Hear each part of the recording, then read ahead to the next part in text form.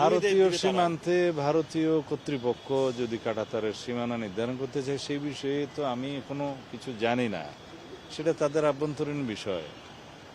আর আমাদের পক্ষ থেকে সীমান্তে সবসময় বিজিবি সতর্ক অবস্থায় আছে।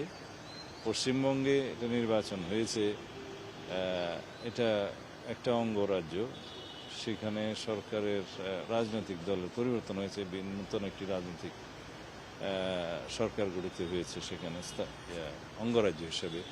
বাট কেন্দ্রীয় সরকারের সাথেই তো বাংলাদেশের সোভারেন ইকুয়ালিটি হিসাবে আমরা কেন্দ্রীয় সরকারের সাথে সম্পর্ক রাখি।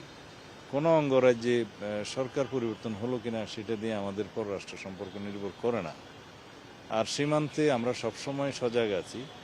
সীমান্তে অনুপ্রবেশ বা অন্যান্য যে কোনো রকমের আইন শৃঙ্খলা পরিস্থিতি যাতে মোকাবিলা করা যায় সে বিষয়ে আমরা আমাদের অবস্থান সবসময় পরিষ্কার এবং আমরা সতর্ক আছি, আমাদের বিজিবি সতর্ক আছে।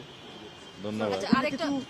সংখ্যালঘু নির্যাতনের ঘটনা ঘটছে সেখানকার সংখ্যালঘু সেটার ইম্প্যাক্ট কি বাংলাদেশে করতে পারে বা আইন শৃঙ্খলা পরিস্থিতি? কিছু সামাজিক যোগাযোগ মাধ্যমে এই সময় বোধহয় কিছু অপপ্রচারও আছে, যেগুলো পুরাতন ভিডিও টিডিও, বিভিন্ন রাজ্যের পুরাতন ভিডিও আমি শুনছি বিভিন্ন কি যেন এটা অ্যাকাউন্ট থেকে এগুলো যাচ্ছে।